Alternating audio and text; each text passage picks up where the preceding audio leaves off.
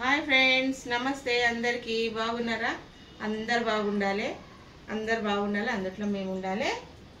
ఇక ఈరోజు గుడ్ల పులుసు అనుకుందాం. గుడ్ల పులుసు ఉల్లిగడ్డ రండి చూపిస్తా. ఉల్లిగడ్డ ఇవ్వండి, 6 గుడ్లు ఉడకబెట్టుకోవాలి. 6 గుడ్లు ఉడకబెట్టినా నేనైతే. 4 ఉల్లిగడ్డలు పెద్ద పెద్దవి, 4 ఉల్లిగడ్డలు, 2 బగారాకు చిన్న చిన్నవి, కరివేపాకు, పచ్చిమిరపకాయలు, కొత్తిమీర, చింతపండు అండి. మనకు ఎంత పులుపు కావాలో అంత. ఇంత నేనైతే ఇంత నానబెట్టిన చేసుకున్నాను. ఇప్పుడు ఎట్లా చేస్తాం ఉల్లిగడ్డ పులుసు. ఇదండి, నూనె వేసుకోవాలి కొంచెం.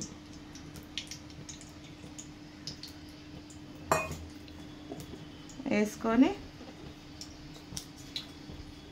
బగారాకేయాలి. బగారాకేసి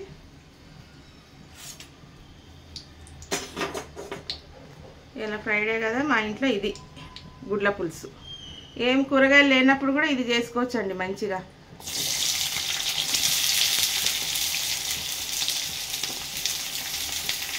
ఉల్లిగడ్డలు గుడ్లు ఉంటే చాలు, మంచిగా చేసుకోవచ్చాను.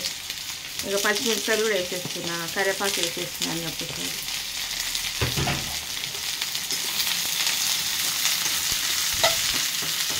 వానాకాలం కూరగాయలు మనకు వర్షం పడితే మనం బయటికి పోయి తేయలేము. వర్షం పడితే కూరగాయలు లేనని ఏమీ పరేషాన్ కావద్దు మనకు. 4 ఉల్లిగడ్డలు, పచ్చిమిరపకాయలు, చింతపండు, ఈ గుడ్లు ఉంటే చాలండి. ఈజీగా చేసుకోవచ్చు మనం ఇంట్లో. అందరికి సరిపోయేటంత చేసుకోవచ్చు. మనకి ఎంతమంది కావాలో అన్ని ఉల్లిగడ్డలు వేసుకొని మంచిగా ఎక్కువ క్వాంటిటీ, ఎక్కువ మంది ఉంటే ఎక్కువ క్వాంటిటీ ఉల్లిగడ్డలు కోసుకోవాలి.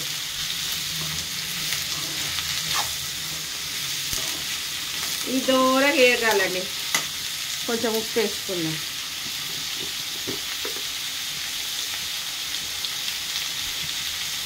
ఉప్పు వేసుకుంటేనే మంచిగా ఉల్లిగడ్డలు అవి మెదుగుతాయి మంచిగా. ఈ పచ్చిమిరపకాయలకు కూడా మంచిగా పడుతుంది ఉప్పు. ఉట్టిగా తినొచ్చు పచ్చిమిరపకాయలు. చింతపండు వేస్తాం కదా, ఈ ఉల్లిగడ్డలు, ఈ పచ్చిమిరపకాయలు మంచిగా ఉప్పు పులుపు ఉంటాయి. మంచిగా తినొచ్చు పచ్చిమిరపకాయలు. అందుకే ఎక్కువ వేస్తా, పచ్చిమిరపకాయలు ఎక్కువ వేసి కారం తక్కువ వేస్తా నేనైతే.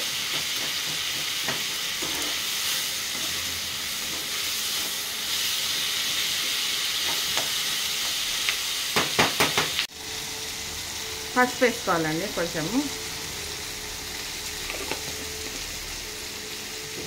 ఇట్లా మెత్తగా కావాలండి, మరీ బ్రౌన్ కాకుండా ఇట్లా మెత్తబడాలి. ఉప్పు వేస్తే మెత్తబడుతుంది. ఫ్లేమ్ స్లోలో హైలో పెట్టి వేయించుకున్నాక, ఫ్రై చేసుకున్నాక ఉల్లిగడ్డ ఇట్లా అవుతాయి. ఇట్లా అయినాక సిమ్ చేసుకోవాలి మనం. ఫ్లేమ్ అనేది సిమ్ చేసుకొని ఇప్పుడు అన్నీ వేసుకోవాలి.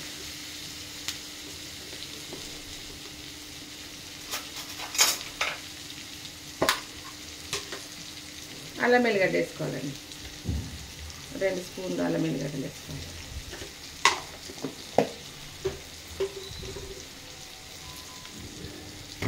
కారం 2 స్పూన్లు. పచ్చిమిరపకాయలు వేసాం కదా, కారం కొంచెం వేసుకోవాలి మనం. 2 స్పూన్ల కారం. మళ్ళీ ఇంకా గరం మసాలా కూడా వేస్తాం కదా. ఇక ధనియాల పొడి 2 స్పూన్ల ధనియాల పొడి.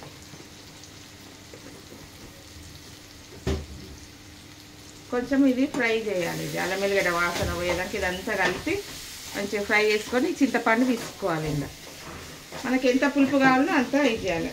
ఫ్లేమ్ పెద్దగా పెట్టుకొని ఈ మసాలాలన్నీ వేసేటప్పుడు జస్ట్ సిమ్ పెట్టుకోవాలి.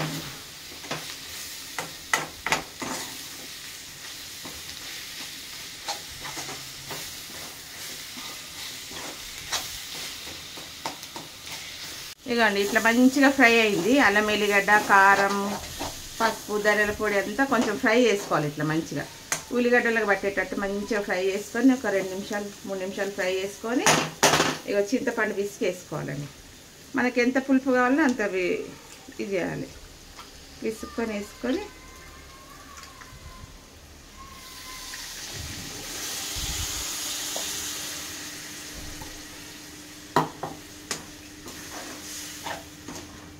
మంచిగా నూనె తేలేంత వరకు ఉడకబెట్టాలి. ఇది జర చింతపండు పులుపు వాసన పోయేంత.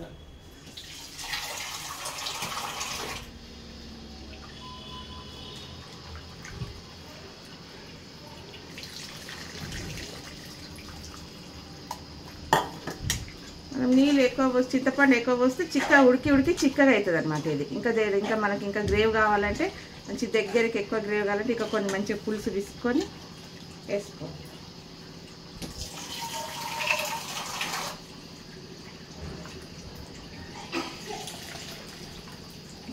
ఇదిగోండి ఇట్లా అయిందా, ఇంత ఇది ఉంది కదా, మంచిగా దగ్గరికి అయ్యేంత వరకు ఉడకబెట్టాలి. దీన్ని మంచిగా నూనె అంతా పైకి తేలే వరకు మసాలానిచ్చి తర్వాత గరం మసాలా గుడ్లు వేసి మళ్ళీ సిమ్లో పెట్టి దించేయాలి.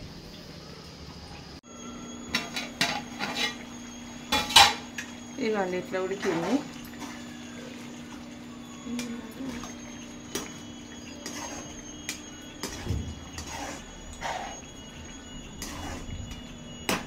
ఇప్పుడు గరం మసాలా వేసుకోవాలండి. గరం మసాలా లేకుంటే చికెన్ మసాలా వేస్తే కూడా చాలా టేస్ట్ ఉంటుంది. చికెన్ మసాలా 2 స్పూన్లు వేసుకోండి, లేకుంటే చికెన్ మసాలా లేకుంటే గరం మసాలా వేసుకోండి. చికెన్ మసాలా వేస్తే ఇంకా టేస్ట్ అవుతుంది, చాలా టేస్ట్ అవుతుంది చికెన్ మసాలా వేస్తే.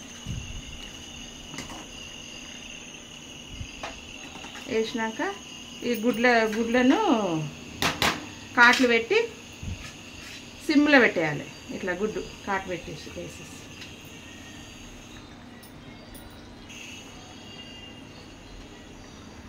నూనె పైకి వచ్చే వరకు ఉడకనియాలి.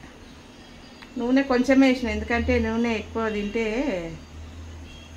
అరుగుతలేదని కొంచెమే తింటున్నాం మేమైతే. నూనె హెవీగా అవుతుంది. చికెన్ మసాలా వేసి గుడ్లు వేసి సిమ్లో పెట్టేయాలి, కొంచెం కొత్తిమీర వేసి.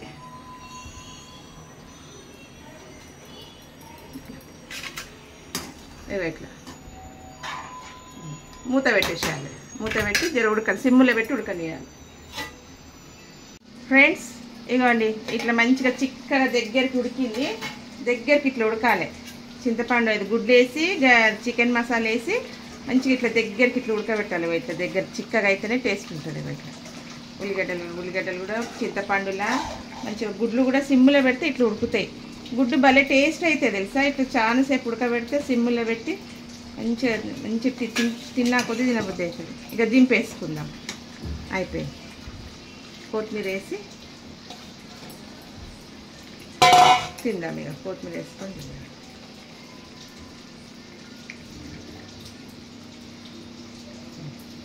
రైట్ తిందాం ఫ్రెండ్స్. ఇక అన్నం బ్రౌన్ రైస్ అండి నాది. బ్రౌన్ రైస్ తింటా. ఇక బ్రౌన్ రైస్ అయింది. ఇక బ్రౌన్ రైస్ వేసుకుందాము. వేసుకొని తిందాం. ఎట్లుందో చూద్దాం టేస్ట్ కూర.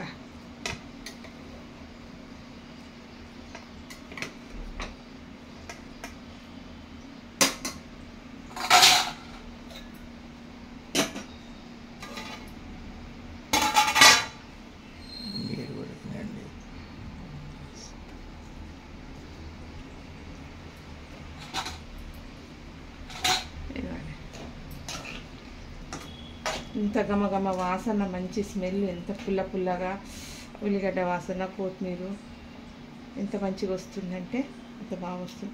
చాలా టేస్ట్ ఉంటుందండి. వానాకాలము మంచిగా ఏం కూరలు లేనప్పుడు మంచిగా వేసుకొని తినవచ్చు. మంచిగా చేసుకొని ఇప్పుడు వర్షం పడుతుంది, మనం కూరగాయలకు అందుబాటులో ఉండం కదా. అందుబాటులో ఉండం కాబట్టి మనము ఇది చేసుకోవచ్చు. Easy method.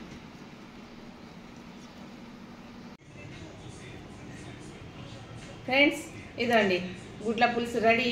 గుడ్ల పులుసు రెడీగా తిని టేస్ట్ చేసి చూద్దాం ఎట్లుందో. చాలా టేస్ట్ ఉంటుందండి. మనకు వర్షాకాలం కదా, కూరగాయలు అందుబాటులో లేనప్పుడు 4 ఉల్లిగడ్డలు 4 గుడ్లు ఉంటే చాలు. ఎంత బ్రౌన్ రైస్ అయితే చాలా హెల్త్కి అయితే చాలా మంచిది. బీపీ షుగర్ ఉన్న వాళ్ళకైతే చాలా హెల్త్, ప్రోటీను, మంచిగా జీర్ణం కూడా లైట్గా జీర్ణం అవుతుందండి. మనం వైట్ రైస్ తింటే హెవీ ఉంటుంది కదా, బ్రౌన్ రైస్ తిని చూడండి ఒకసారి. ఎంత అల్కగా ఉంటుంది అంటే జీర్ణం కూడా జల్దీ అవుతుంది. అల్కగా ఉంటుంది పానము. తిని చూద్దాం. బ్రౌన్ రైస్ ఏం తింటాను నేను ఎప్పటికీ.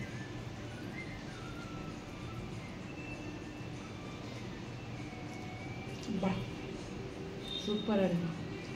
బా స్పైసీ చాలా బాగుంది. చాలా టేస్టు. గమ వాసన వస్తుంది. ఎంత మంచి స్మెల్. చికెన్ మసాలా వేసుకోవాలి, లేకుంటే గరం మసాలా చేసుకొని తినండి. చాలా టేస్ట్ ఉందండి. చాలా అంటే చాలా. గుడ్డు కూడా ఇట్లా ఉడకాలండి. ఇంత ఇంత టేస్ట్ ఉంటుంది. గుడ్డు ఎక్కువసేపు ఉడకబెడితేనే టేస్ట్ ఉంటుంది. చాలా టేస్ట్ ఉంది. స్పైసీ వానాకాలం అయితే చాలా మంచిగా ఉంటుంది తినడానికి. మీకు నచ్చితే గిట్ట లైక్ చేయండి, షేర్ చేయండి, సబ్స్క్రైబ్ చేయండి, గంట సింబల్ కొట్టండి. మీకు నచ్చితే గిట్ట కామెంట్ పెట్టండి. వండుకొని తిని సూపర్ ఉన్నదండి. మీరు తిని చూడండి, ఒకసారి చేసుకొని తిని చూడండి.